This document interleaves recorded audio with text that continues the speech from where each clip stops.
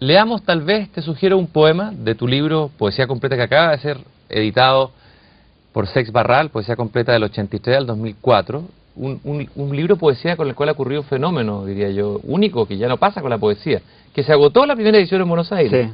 Sí, sí. Eso ya es un milagro y es un don, Sí, me es imagino. un don. Porque tu poesía es una poesía exigente, no es una poesía facilista, ni obsecuente, y que requiere un lector que tenga tiempo, Sí. que sepa escuchar, y de pronto es una maravilla que se agote un libro de poesía, ¿no? Sí, yo lo sentí como un don de la gente hacia mí. Ujú. Sí, yo creo que hay que replantearse esa idea. O sea, cuando alguien dice, bueno, no se lee más poesía o esto y lo otro, en general lo está diciendo un mercado que cuenta de 2 millones para arriba. Ujú. Digo, entonces hay que cuidarse de esos lenguajes, porque, digo, de repente eso, aparece un libro y la gente lo quería. Lo que pasa es que a nadie le importaba, por así decirlo, por ahí editarlo, porque no era una muchedumbre, ¿no? Ujú. Con La palabra inicial pasó lo mismo, tiene 5 ediciones de un libro difícil, Ujú. un libro sobre Heidegger. Y algo pasa, yo no sé si es a través de la comprensión, yo creo que pasa a través de una musicalidad que está hablando. Hace apenas unos días, te sugiero, el poema que está en la página 359, que tiene que ver con esta lluvia. Sí, es un poema que escribí en realidad cuando mi padre murió. Yo estaba en la India, así que cuando volví 3 meses después, ahí supe que había muerto mi padre. A mí no me habían dicho, porque cuando llamé ya había muerto hacía mucho y esperaron. Y cuando volví escribí este poema en un día de lluvia. Hace apenas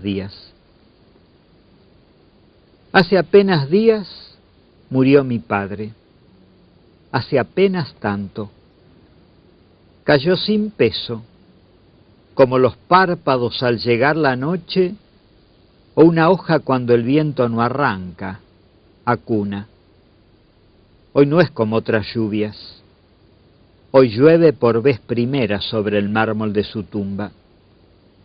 Bajo cada lluvia podría ser yo quien yace. Ahora lo sé, ahora que he muerto en otro. ¿Cómo se escribe un poema desde esta mirada de la escucha? ¿Qué significa ese momento que estás tú frente a esa página en blanco? ¿Cómo se da la donación de la poesía? No sé si se da de una manera o siempre se da de manera distinta. ¿Cómo se te da a ti? Digamos que lo más general es, yo estoy sentado en mi escritorio siempre con música todo el día, salvo la noche que salgo. Así que siempre se da en un clima donde haga lo que haga, digamos, escribir ensayos es algo que en general depende más de la voluntad de uno. Uno leyó X libros, tiene X ideas, se sienta y trabaja. Y siempre es en un clima de estar haciendo o leyendo, pero siempre está esa escucha de si va, o sea, ese presentimiento de que algo más puede pasar. ¿Es como una un novedad temblor? puede ¿Es como surgir. cuando el perro siente el temblor o anuncia el terremoto? Podría ser que tengamos, porque es un instinto de que una cosa es la inspiración y otro saber cuando, ojo, no hay que hacer mucho ruido porque la sensación que va a pasar. Ajá. Y después puede venir el disparador, que yo pensaba en este poema, bueno, yo cuando llegué tenía esa nostalgia de mi padre que había muerto, etcétera, y creo que había sido la primera vez que llovió y evidentemente pensé en las tumbas. Mi padre no estaba en una tumba, pero no importa, digo, la muerte es con tumba. En la tumba, y es el sonido ese, de repente juntó esas cosas y apareció ese decir, ¿no? Digo, yo es siempre como un disparador, y un clima en el cual de alguna forma ese disparador no pase porque fue tapado por un ruido.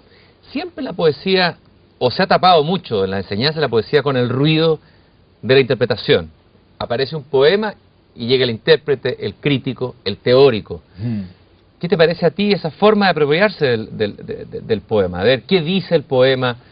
¿Cuáles son los temas, los motivos, la artesanía, el entramado? ¿Crees tú que esa es la manera correcta que hace que mucha gente hoy día huya de la poesía? Sí. Por la manera como se le enseña en los colegios. Sí. ¿Cuál sería la manera verdaderamente de abordar un poema, de escuchar un poema?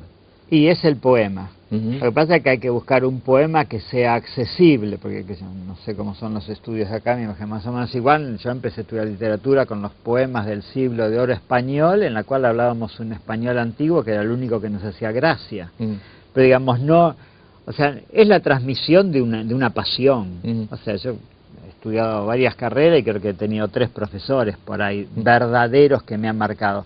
Pero es que el que me está leyendo un poema tenga la pasión por ese poema. Eso va a ser la transmisión. O sea, aprender por ahí incluso no es la palabra correcta, ¿no? Sino cuál es la forma en que de alguna forma yo vibro con la vibración de quien me está transmitiendo algo. Yo como decía antes, yo no sé si ese libro es 5 ediciones porque lo entienden o porque entran en una musicalidad que está pasando ahí. Yo creo que lo que hay que transmitir es eso, de lo cual la palabra es casi el sostén de ese vibratio. Todo en el mundo tiene un para qué, y nos hemos especializado, nuestra experticia en Occidente es buscar el para qué. Tú en este mismo libro, La palabra inicial, citas al filósofo Leibniz, en el siglo XVII y XVIII, cuando dice, nada es sin razón de ser. Sin razón de ser. Siempre hemos buscado un para qué. Sin embargo, quizás la poesía sea de las últimas cosas sin el porqué. ¿Es la poesía un sin porqué? Sí, digo, en realidad todo es un sin porqué. Lo que pasa es que dentro de un sistema dado hemos organizado una concatenación de actos que llevan siempre a la función de. Desde la modernidad, que dice, demos la vida a la historia, que al final va a estar el paraíso. O sea, toda nuestra apuesta fue por eso, porque siempre el sentido está postergado y por lo tanto nos hacen ir detrás de un sentido, sea el paraíso recobrado, sea la sociedad sin clases, sea el principio de razón freudiano, pero siempre hay que postergar porque después va a pasar. La promesa de que algo mejor va a venir. Claro, con lo cual hemos invertido generaciones de vida. Digo, no es tan abstracto. O estamos trabajando para que cuando nos jubilamos vamos a hacer lo que queremos hacer. Y no vivimos. No vivimos ni nos va a alcanzar cuando nos jubilemos. Pero el planteo sería, ¿qué pasa si los actos se justifican en sí? Si el sentido estaría en el acto y no después de ese acto. Y el arte es la apuesta porque acá aparece algo que instaura su propio sentido. No se lo tiene que pedir a otra cosa. Yo no le tengo que pedir al Señor de la razón, justificarle los pasos lógicos con lo cual lo hice para que me autorice y me diga qué bien. De repente aparece algo que dice, yo valgo. Esa es la frase, como es de este místico alemán Angelus Silesius. Que sí, la rosa es sin por qué, florece porque florece. Y lo toma del maestro Eckhart, que dice el alma humana es como la rosa. O sea, nosotros estamos en la vida por un acto de gratuidad. O sea, yo nací sin haber estado para elegir nacer y yo voy a morir sin estar del lado de la muerte para llamarme a morir. O sea, yo estoy en 2 abismos de gratuidad. En el medio puedo creerme el señor de esta historia o puedo pensar que la historia tiene un sentido que no se lo necesito poner yo con mi razón, sino que si la escucho y la dejo expresar, la vida va a mostrar la vida, la vida va a mostrar su sentido. Yo creo que en gran parte el arte lo puede transmitir alguien que deja que la vida, o sea, yo diría, yo dejo que la vida me cuente a mí lo que está aprendiendo viviéndome. Y eso es lo que digo.